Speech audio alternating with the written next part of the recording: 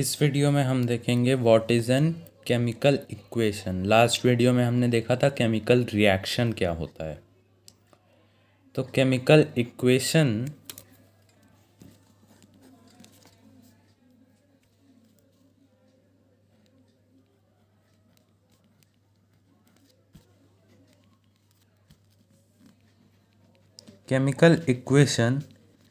is an symbolic representation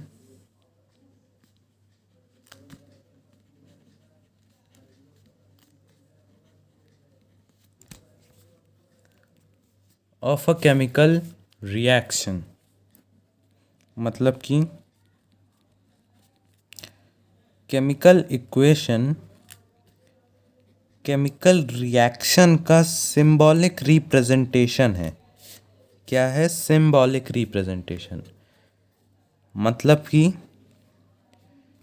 एक ऐसा जरिया जिससे केमिकल रिएक्शन को ईजिली रिप्रेजेंट किया जा सके फॉर्मूलाज की मदद से, मॉलिक्यूल्स की मदद से। इसको लिखते कैसे हैं? ऐसे लिख सकते हैं A+B गिव्स AB। अब ये होता क्या है? जैसे कि A है, ये एक एलिमेंट है, B है, ये एक एलिमेंट है या फिर कंपाउंड है, एलिमेंट या कंपाउंड। और ये है AB, ये भी एक एलिमेंट या कंपाउंड है जो इनके कॉम्बिनेशन या इनके रिएक्शन से बना है। तो अब हम इसको एक एग्जांपल की मदद से समझने की कोशिश करते हैं। जैसे carbon plus oxygen gives carbon dioxide. एक एक चीज़ समझते हैं। सबसे पहले ये वाली साइड होती है रिएक्टेंट साइड, ये पूरी साइड होती है रिएक्टेंट साइड।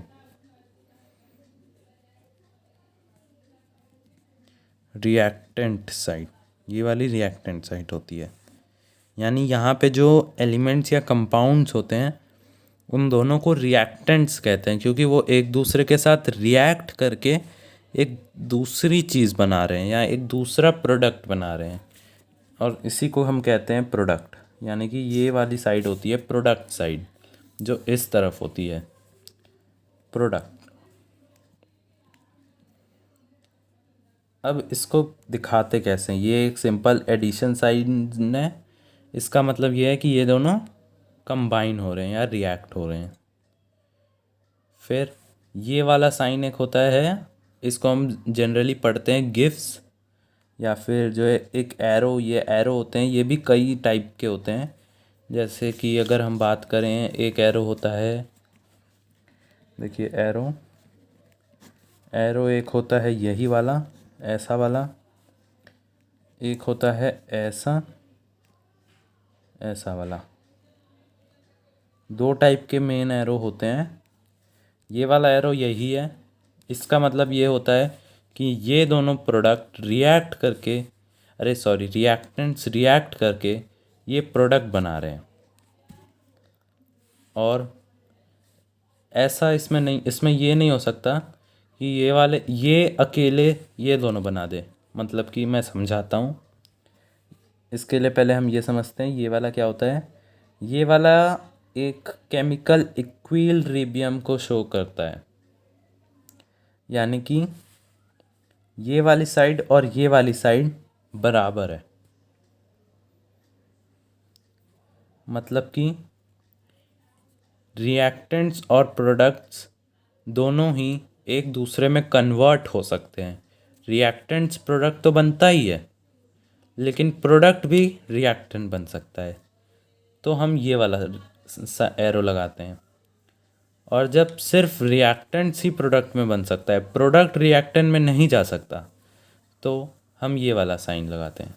ये आपको 11th में जाके पढ़ना है, ये अभी पढ़ना है 9th 10th में। ये प्रोडक्ट यहाँ पे हमने पढ़ लिया, ये रिएक्टेंट्स हो गया, ये एडिशन साइन, ये एरो। तो ये एरो का बस इतना ही मतलब है कि ये दोनों रिएक्ट होके ये गिव करेंगे। इसको हम कभी भी ऐसे जैसे मैथ्स की तरह ये केमिकल इक्वेशन एक मैथमेटिकल इक्वेशन नहीं होती कि जैसे उसमें a plus B is equal to A B है, तो ये थोड़ी है कि 1 + 2 = 3। मैथ्स में ऐसा होता है, ये साइंस है, इसमें ऐसा नहीं होगा। ठीक है, अब हम पढ़ते हैं types of chemical equations. Types of chemical equation. तो पहला टाइप है कॉम्बिनेशन रिएक्शन। कॉम्बिनेशन रिएक्शन का शॉर्ट फॉर्म ऐसे लिखा जाता है RXM। इसको आप ध्यान रख सकते हैं। वैसे ये आप स्कूल में ना लिखें तो अच्छा है, लेकिन कई बार कॉम्पिटिटिव एग्जामिनेशंस में ऐसा लिखा हुआ आया जा सकता है। तो इसका सिंपल मतलब होता है रिएक्शंस। कॉम्बिनेशन रिएक्शन एक ऐसा रिएक्शन होता है जिसमें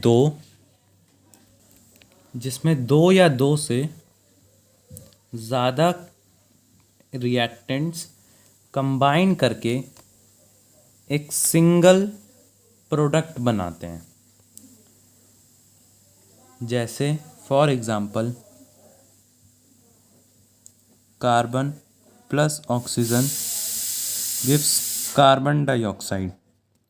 अब इसमें एक रिएक्टेंट नहीं, दो रिएक्टेंट है, लेकिन प्रोडक्ट सिंगल बन रहा है, यानी कि ये कंबाइन होके एक सिंगल प्रोडक्ट बना रहे हैं। इसे कहेंगे हम कॉम्बिनेशन रिएक्शन।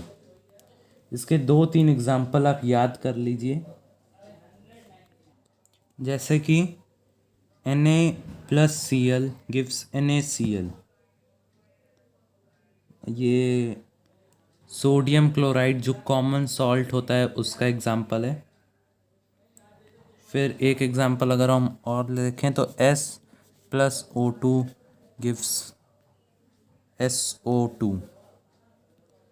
ये सल्फ़र है, ये ऑक्सीजन है, ये सल्फ़र डाइऑक्साइड है। तो ये भी दो प्रोडक्ट मिलके सिंगल प्रोडक्ट बना रहे हैं। फिर Na+Cl गिव्स NaCl।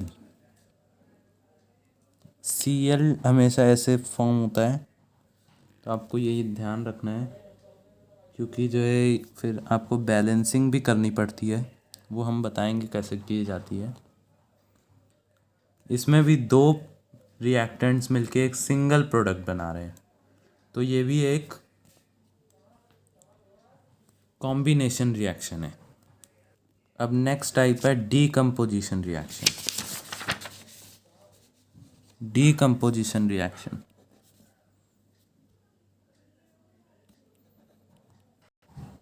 इस रिएक्शन में क्या होता है, ये कॉम्बिनेशन रिएक्शन का एकदम उल्टा है।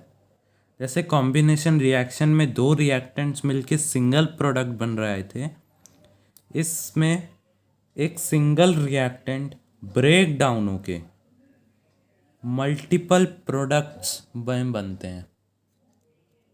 इसीलिए इसको डीकम्पोजिशन रिएक्शन कहते हैं, क्योंकि इसमें डीकम्पोज होता है रिएक्टेंट। जैसे कि अगर हम ये जो है, ये भी कई टाइप के होते हैं। अगर एक एग्जांपल हम ऐसे लें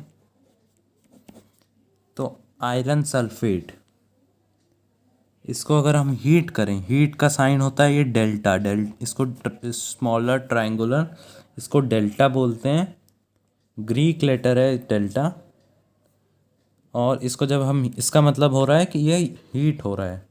ये एरो के अपवर्ड में हीट बनाते हैं, नीचे भी बना सकते हैं लेकिन ज़्यादातर ऊपर की तरफ बनाते हैं। तो ये होगा, ये ब्रेक डाउन होगा Fe2O3 plus SO2 plus SO3, sulphur dioxide, sulphur trioxide, ferric oxide. इसका मतलब देखिए, एक single reactant but multiple products, triple products, 3 products. एक सिंगल रिएक्टेंट ब्रेक डाउन हो रहा है in the presence of heat to form 3 products. तो ये कौन सा रिएक्शन हुआ? Decomposition reaction. अब ये भी कई टाइप के होते हैं, जैसे कि अगर हम पहला टाइप देखें, फोटोलिसिस। फोटोलिसिस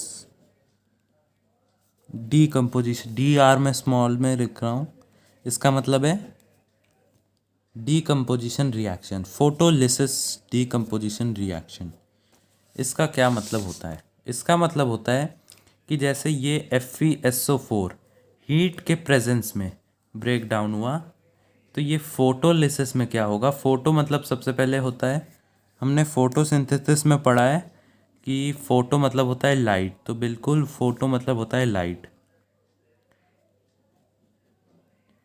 फोटो मतलब होता है लाइट, और लिसिस मतलब होता है ब्रेक डाउन।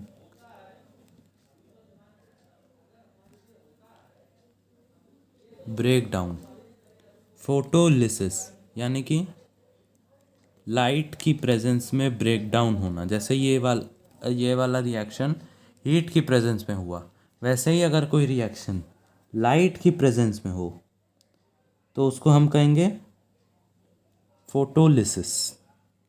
इसका एक बहुत ही ज़्यादा अच्छा एग्जाम्पल है, अच्छा क्यों बोल रहा हूँ वो भी मैं बताऊँगा। AgCl। AgCl होता है silver chloride. Silver chloride break down करके बनता है silver plus chloride,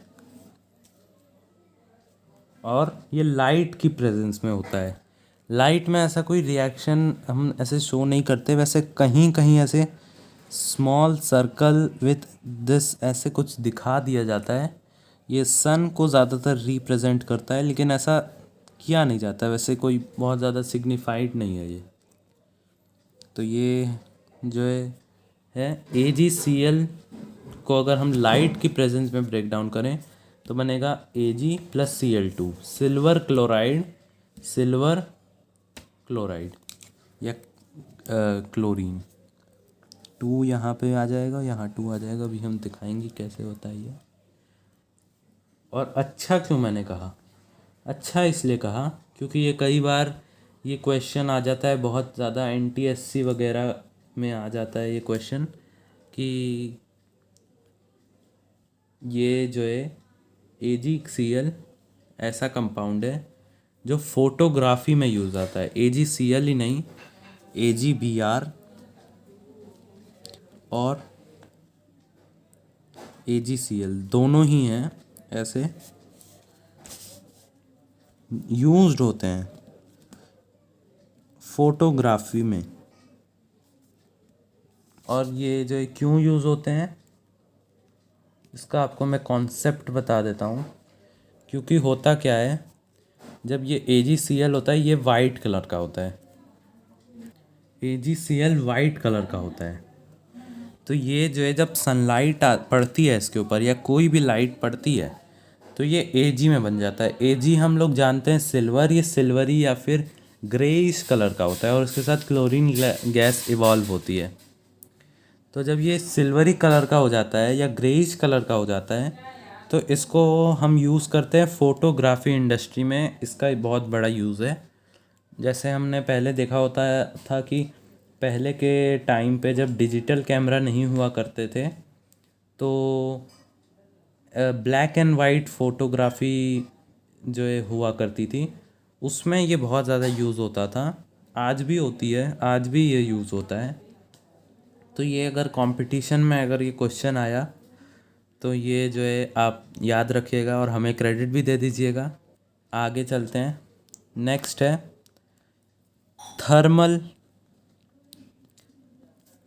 decomposition reaction.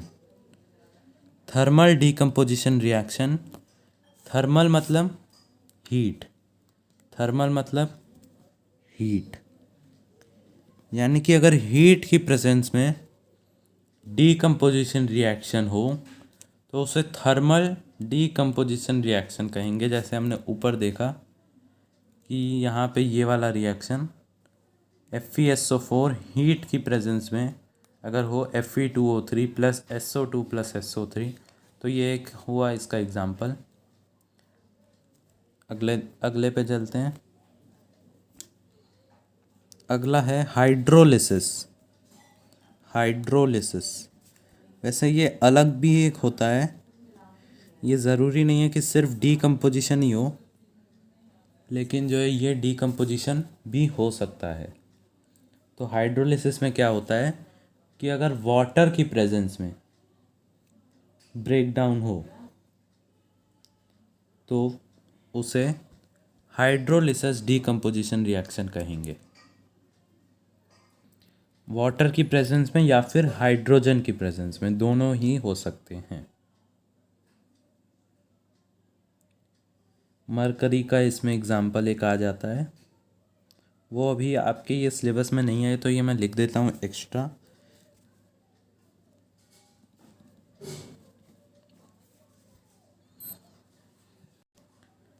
अब हम अगले टाइप ऑफ रिएक्शन में चलते हैं।